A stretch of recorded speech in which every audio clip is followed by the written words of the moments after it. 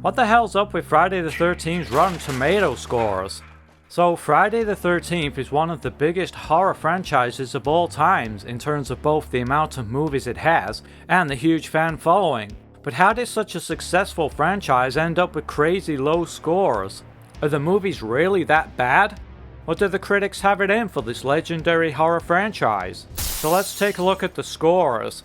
Part 1 gets away with a fairly decent score of 63%, but the critics seem split down the middle. Jeremiah Kipp of Slant magazine says, "You really have to wonder what exactly made the Friday the 13th series so wildly successful." So this guy can't seem to grasp the simple premise of teenage kicks then. The other half of the critics can recognize some positives that at least get the score over the 50% mark. John J. Puccio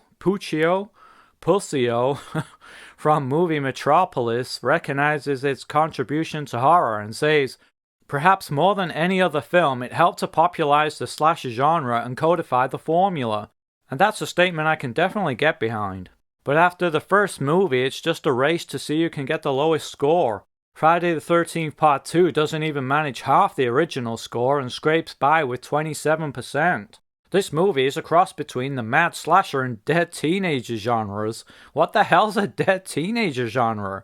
About 24 movies a year feature a mad killer going berserk, and they're all about as bad as this one. Well, nice, obviously no interest in slasher movies then. Moving on to Friday Part 3D, it scores an absolutely fucking brutal 7%.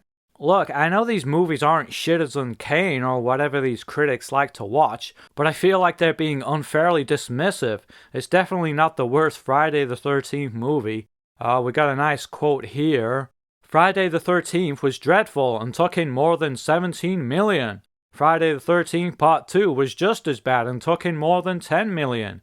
Friday the 13th Part 3 is terrible too." Okay, so it just sounds like they're jealous that the movies made bank. Part 4, the final chapter, doesn't do much better, managing 19%, well below Part 2, even though a lot of fans would probably rate this movie over Part 2. Let's take a look.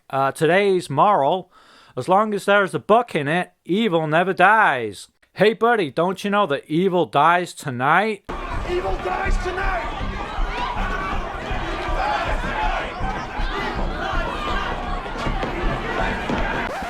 But seriously, I think the whole sequel situation is a two-way street. A lot of critics blame the studios for just chasing the dollar and pumping out sequels, but at the same time, the fans want these movies. If nobody went to see them, then they wouldn't be made, period. Here's another quote.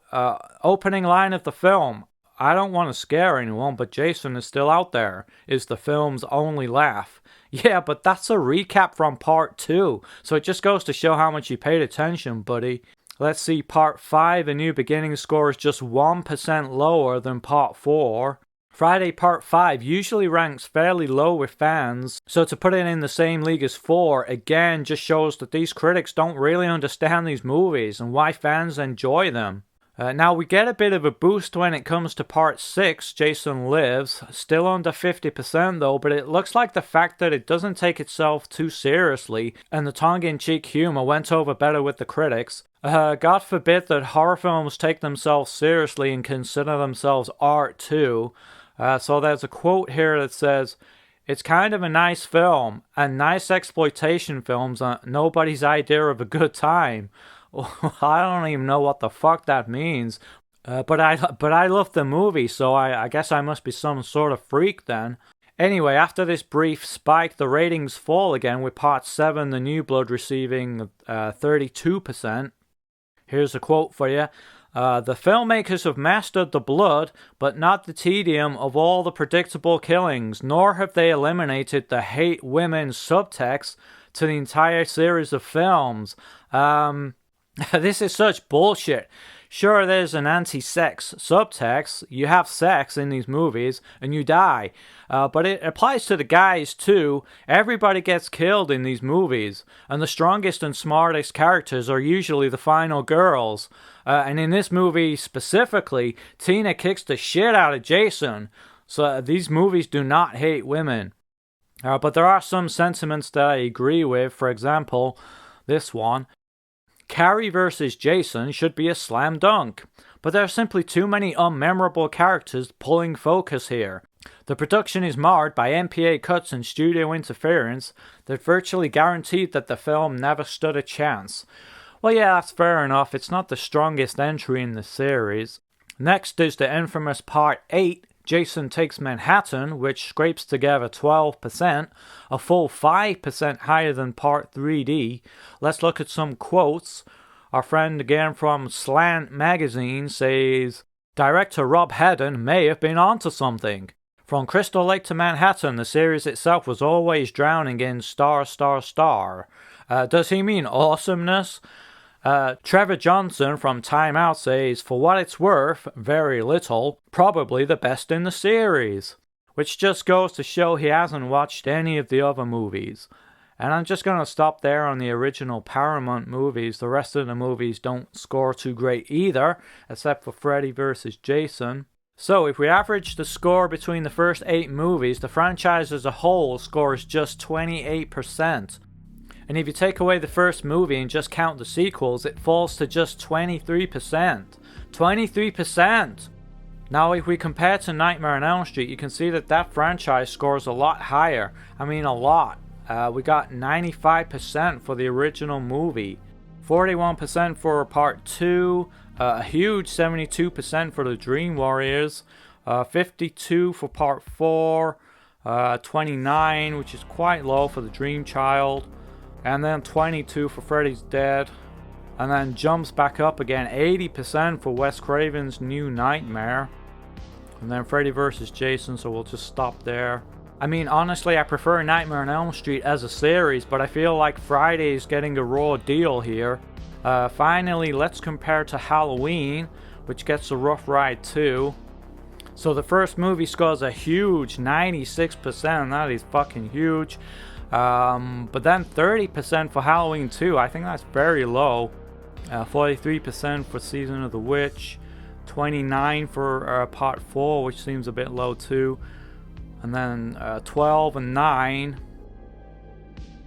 And then a big boost for Halloween H2O. But if we average out the scores of the first 8 movies, Halloween scores 35% versus Friday's 28%, and I feel that overall Halloween is actually the weaker franchise, and at some point I'll do a video covering that.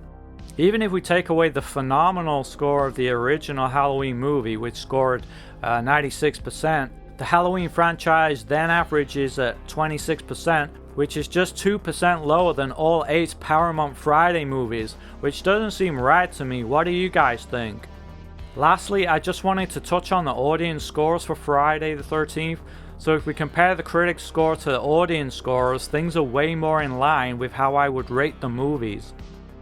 Part 2 gets a big boost there. Part 3 gets a massive boost, which I agree with. It's not a bad film. Part 4 is a fan favorite, and that gets a big boost too. So the fans are recognizing some of the stronger movies a bit better than the critics. Dips down again for Part 5. Part 6, I would probably rank this a bit higher. It's a very good movie. It's a very good Friday movie, I think. And then the last 2 here, 37% and 27%. I'd probably agree with those two. They're not the best movie. They're not the best Friday movies. So, to finish up, certainly in Friday the 13th's case, I think the critics seem to go out of their way to pan the movies. I feel these movies are preconceived as cheap trash, and reviewing them is more of a chore for them.